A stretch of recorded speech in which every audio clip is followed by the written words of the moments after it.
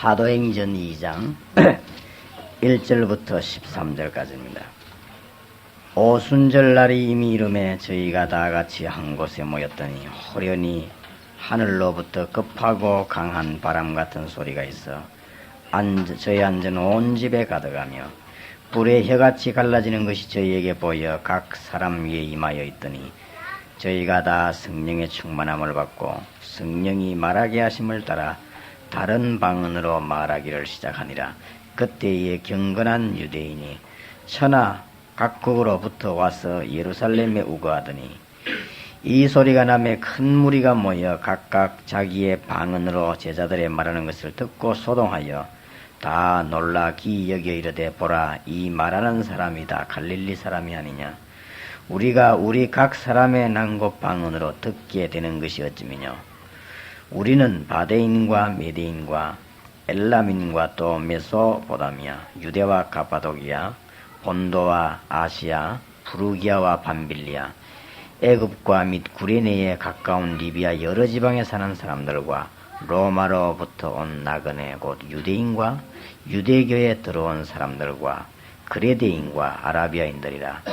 우리가 다 우리의 각 방언으로 하나님의 큰 일을 말함을 듣는도다 하고 다 놀라며 의혹하여 가로되 이 어찐 일이냐 하며 또 어떤 이들은 조롱하여 가로되 저희가 새술이 취하였다 하더라. 아멘. 성경에 보면 참 이상한 것은 하나님이 이 이스라엘 사람 가운데서도 무지한 사람들을 뽑아가지고 세계 복음화를 하셨습니다. 아직도 이 지식인들이 이해를 못합니다. 어째서 이 예수 믿으면 그렇게 되는가? 더 놀라운 사실은 그때 당시에 헬라 철학자가 많지 않았습니까? 마게도냐에 복음이 들어갔는데 굉장한 그 무식한 사람들이 마게도냐를 복음한 것입니다. 지금도 우리가 이해할 수 없는 것은 로마 나라가 정치, 경제, 문화가 굉장히 발전했었는데 이스라엘 사람 가운데 예수 믿는 사람이 생기는 그 시작부터 예수 믿는 사람 몇 명이 들어와서는 로마를 완전히 변화시키기 시작했습니다. 그게 이해를 못했단 말이죠. 이것을 우리가 이해를 못하면 여러분도 그렇게 됩니다. 신앙생활을 해도 이해를 못하지요. 잘 이해를 해야 됩니다. 히틀러라고 하는 사람이 많은 사람을 힘으로 눌렀는데 아인슈타인이 고백한 대로 예수 믿는 사람만은 마음대로 누르지 못했습니다. 아무리 해도 그건 되지 않았습니다. 우리가 아시다시피 일제시대 때 일본 사람들이 그 망상을 가지고 세계를 움직이려고 할 때 우리 한국을 집어삼키려고 여러 가지 시도하는 가운데 집어삼켰습니다. 우리 한국 백성들이 속아서 집어삼킴을 당했는데 다 눌렀는데 하나만 안 됐어요. 일본 사람이 왕도 마음대로 잡아가지고 조종했습니다. 그리고 충신 간신할 거 없이 다 충신은 잡아 죽이고 간신들은 이용을 하고 우리나라의 모든 조직을 다 이용했습니다. 일본 사람들이. 우리 잘 아시지 않습니까? 이름도 다 바꾸게 하고 심지어 우리 한국말로 이렇게 김누구시 이렇게 못 부르도록 했습니다. 그렇게 다 이름을 바꾸게 하고 한국말 쓰지 못하도록 만들었습니다. 쉽게 말하면 완전 한국 이걸 없애버리려고 한 것입니다. 그렇지만은 일본 사람이 그렇게 힘이 막강했는데 하나만은 못 눌렸습니다. 그게 누구냐? 예수 믿는 사람. 예수 믿는 사람은 끝까지 대항했습니다. 그거는 싸우려고 대항한 게 아닙니다.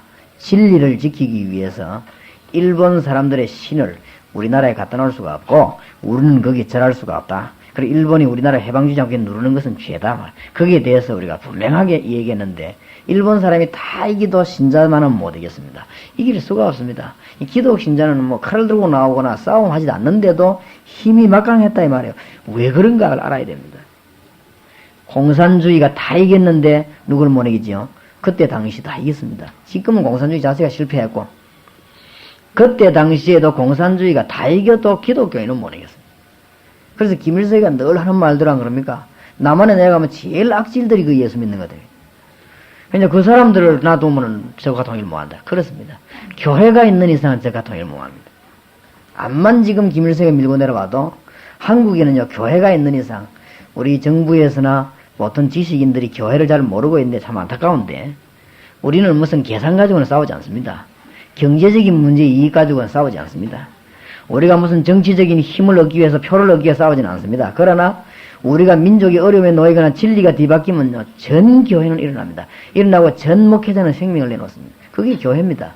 그러니까 아무리 지금 뭐 이 북한이 뭐 힘을 써 내려와도 예수 믿는 사람은 못 건드릴 뿐만 아니라 예수 믿는 사람이 있는 이상 절대로 우리나라를 제가 통해 못합니다. 뭐 소련이 아니라 누가 내려와도 역사가 증거했습니다. 예수 믿는 사람들은 이상합니다. 가만히 있다가도요, 이 불법으로 압력으로 누르면요, 그때는 일어납니다. 그게 예수 믿는 사람 특징입니다. 그게 특징이고, 목사들은 싸움을 하지 않지요. 뭐 몽둥이 들고 싸우거나 칼 들고 싸우지 않습니다. 그러나 진리를 뒤바꾸는, 우상숭배학을 강요하거나 진리를 뒤바꾸는 압력을 넣으면요, 가만히 있지 않습니다. 그러나 성령께서 그 마음에 역사를 하셔가지고 전 목사들 마음에 힘을 줘가지고 싸우게 만듭니다. 그렇게 해가지고는 칼도 당하지 못하고 총도 이기지를 못하는 것입니다. 우리가 이것을 잘 알아야 됩니다. 교회는 정말로 영적으로 잘못돼 갈 때 든든하게 서 있고 지키는 것이 교회입니다. 그러니까 여러분이 교회 이해를 잘해야 돼요. 특히 초대교회는 굉장히 가난한 사람들, 무식한 사람들, 다시 말하면 배경이 없는 사람들, 이런 분들이 모여들었는데 거기에서 큰 역사가 일어나기 시작했거든요. 왜 그러냐? 그것을 우리는 어렵게 생각할 거고 성경에 있는 그대로 이해해야 됩니다. 초대교회에서 어떻게 해서 그런 큰 능력을 발휘하게 되느냐? 그게 바로 우리가 깨달아야 되는 신앙이니까. 첫째로 뭐죠? 예수 그리스도의 부활을 이제는 확실히 믿었습니다. 부활의 신앙입니다. 전에는 안 그랬어요. 전에는 전부 다 도망가고 겁나고 그랬는데 부활하신 예수님을 만났거든요. 모든 의심이 다 사라졌습니다. 여러분 그럼 그래 안 하겠습니까? 다 사라져버렸어요. 특히 구약 성경에 예언된 성경들이 전에는 이해가 안 되는데 성경이 다 이해됐어요. 아, 이게 이 예언이구나. 다 답이 나와버렸습니다.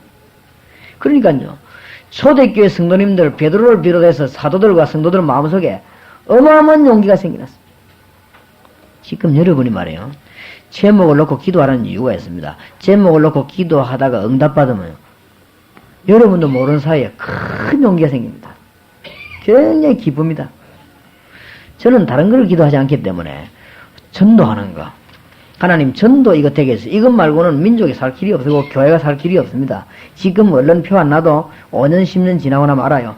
복음을 바로 전하지 않고는 우리가 죽는다는 거, 저는 그걸 확실히 체험했기 때문에 그 부분에 대해서 기도를 계속합니다. 식사 때도 저는 전도 기도합니다. 한 번도 무슨 뭐 밥 잘 먹게 해달라 이런 기도하냐고, 식사 때도 전도 기도해요. 전도 기도하는데 전도문들이 너무 많이 열립니다. 너무 많이 열리니까요, 굉장히 기뻐요. 저는 뭐 어마어마한 힘이 나요, 그죠? 뭐 하루에 2시간밖에 안 자도 괜찮아요. 막 굉장한 힘이 나고, 자고 나면 또 샘솟는 힘이 나고 그래요. 왜냐하면 이 기도에 응답되니까. 그러게 뭣도 모르고 딴소리 한 소리 들으면요, 답답해요. 왜냐하면 그건 기도 안 하는 사람이 한 소리지. 기도하면 하나님이 응답하는데 얼마나 힘나는지 몰라요. 그렇죠? 초대교회 사도들이 부활하신 예수님을 확실히 알아버리기 때문에 이제는 이 사람들 영혼 마음속에 막 샘솟는 힘이 올라왔다. 막을 길이 없었어요, 이제. 이러니 큰 능력이 생겨나게 됐단 말이에요. 여러분은 부활하신 주님을 깨달아야 됩니다. 내가 너희와 어떻게 하겠다고요? 보혜사 성령으로 함께 하겠다고 그랬습니다. 어디든지 함께 하겠다고 그랬어요. 이 사실을 믿어야 됩니다. 이 사실을 초대교회 성도님들이 체험을 했어요. 그러니까 뭐 얼마나 힘이 솟아나는지 아무것도 겁나지 않습니다. 그죠? 기도의 힘을 아는 사람은 아르게 어르게 어떤 집사님이 와서 간증을 하는데 50대 1에 되는 걸요 추첨을 했는데 그것도 기도하니까 되더라. 하나님께서 목적을 두고 기도하니까. 세상 살아가는데 어딘지 두려움이 없다. 뭐가 두려움이 없습니까? 하나님의 능력을 체험하면 두려움이 없어져요. 하나님이 살아계시다는 걸 알게 되면 이론도 무너져 버립니다. 왜냐하면 이론 그거는 뭐 하나님 능력 앞에 상대가 안 되니까 무너져 버립니다.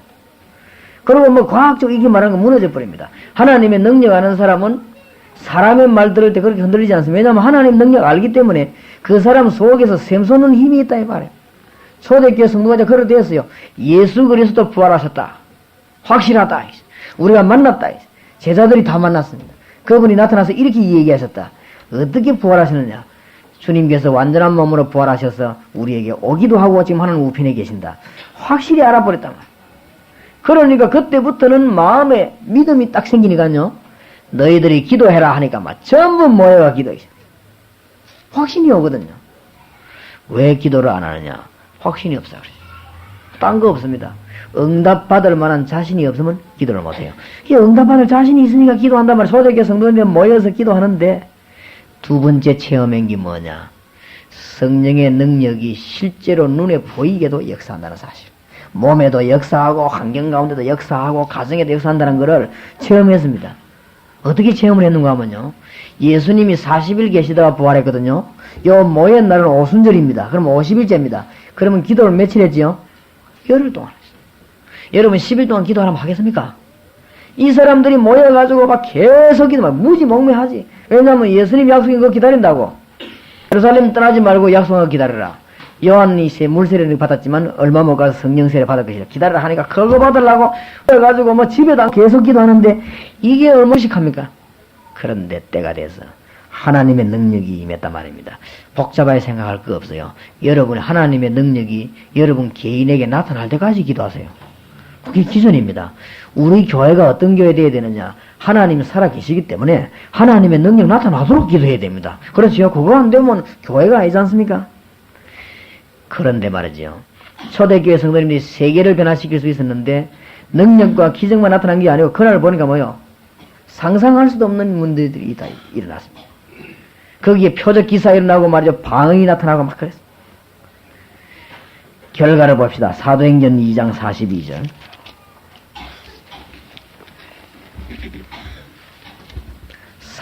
봅시다. 저희가 사도의 가르침을 받아 서로 교제하며 떡을 떼며 기도하기를 전혀 힘쓰니라. 사람마다 두려워하는데 이제부터 무슨 일이 벌어집니까? 사도들로 인하여 기사와 표적이 많이 나타나니. 막 능력이 나타나기 시작합니다. 믿는 사람이 다 함께해서 모든 물건을 서로 통용하고, 이것은 물건 통용했단 말은 모여들었는데 가난한 사람들이 굉장히 많거든요.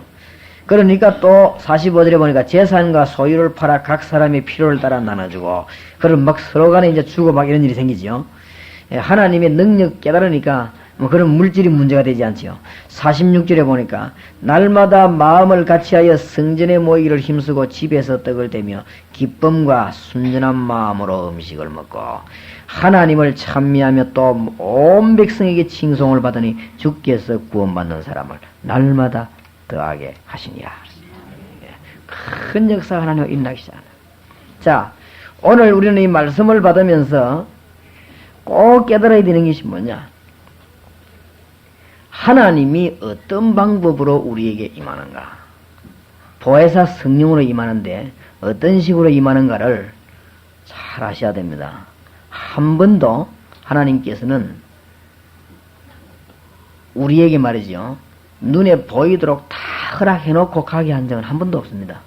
이걸 못 깨달으면 불신자하고 똑같습니다. 깨달아야 돼요. 하나님은 한 번도 우리에게 말이죠. 홍해를 갈라놔놓고 들어가라. 그런 식으로 안 합니다. 그저 폭포 쏟아지는 대로 끌고 안 가고, 내가로 물이 조금씩 나올 동마다 이런 대로 엘리야를 끌고 왔습니다. 그러니까 하나님께서 언제든지 그럽니다. 그래서 항상 우리가 하나님을 향하도록 만듭니다. 언제든지 그래요. 이 방법을 못 깨달으면 하나님 능력 체험 못 합니다. 그래서 언제든지 교회에 걱정거리를 만드는 사람이 이런 신앙이 있는 게 있어요. 왜냐, 하나님 능력 못 믿으니까. 자꾸만 사람의 방법을 쓴다. 그러니까 문제가 생기죠. 여기에서 하나님과 사람 차이가 나는 것입니다. 이 부분을 성도가 이거 이해 못하면요, 큰일 납니다. 예수 안 믿는 일본 사람이 이걸 깨달았어요. 일본 사람은요, 예수를 많이 안 믿는데 방법은 훨씬 앞섰습니다. 앞서고요. 지금 얼마 전에도 저는 신문을 유심히 보는데, 지금 보니까, 지금 히트치는 영화 있죠? 그게 다 일본에서 지금 만든다는 것이죠. 영화계에 일본이 뛰어들었는데, 지금 미국의 영화를 일본이 다 장악했습니다. 그거 장악하기 위해서 일본이 몇 년 전부터 연구를 하고, 그거 장악하기 위해서 돈을 어마어마한 돈을 투자를 했어요. 보통 영화에 4배, 5배 투자를 해가지고는 달아다니는 게 왜냐? 영화 계통을 일본이 장악하기 때문에 일본적이 전신 다 장악합니다.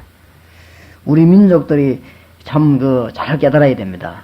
일본이, 내가 볼 때는 항상 나는 일본에 대해서 연구할 때마다 뭘 느꼈냐. 이 사람들은 예수 안 믿지만 사는 방법은 예수 믿는 방법으로 산다.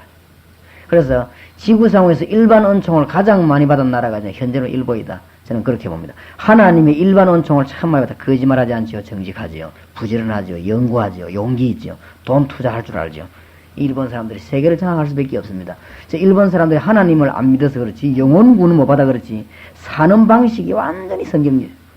그러니 복을 받을 수밖에 없어요. 장악하겠다 이거지. 불신 세계도 마찬가지입니다.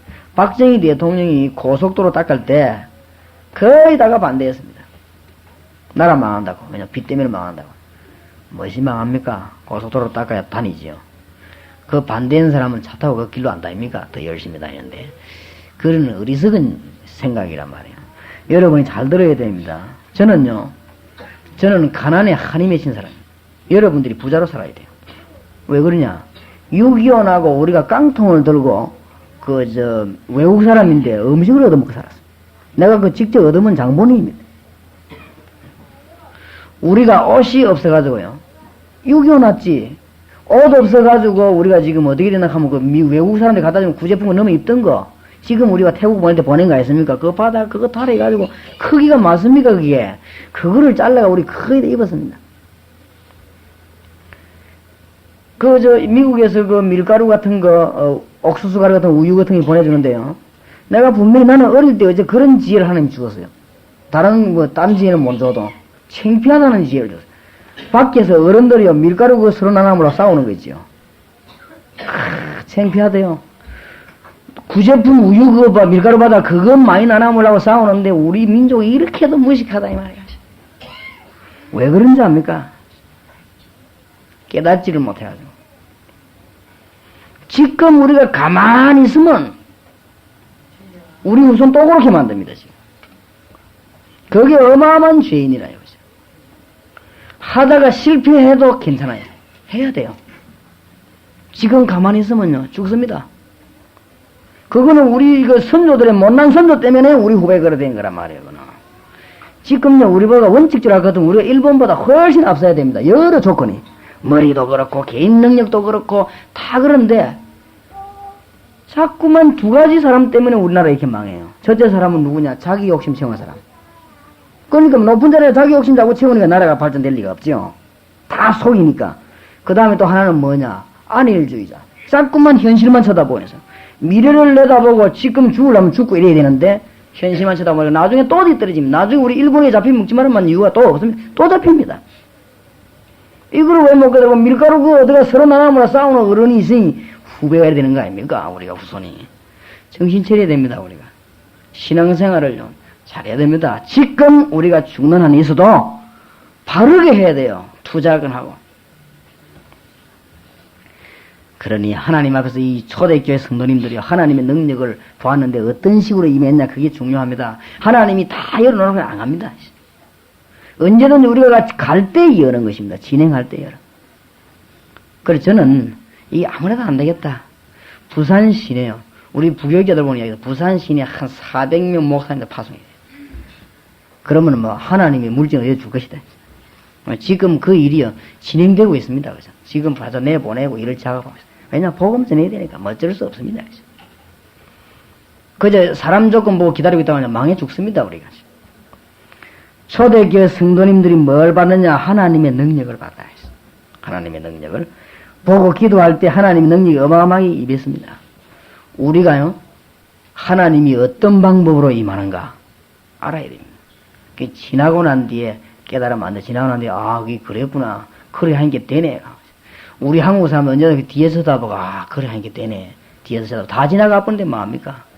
하나님 능력이다. 그러니까 불신자들이 전부 땅 다 차지하고 우리 지금 땅 한 편 없이 이랬다. 지금 보면은 세상 사람들이 절간지는 땅 다 차지하고.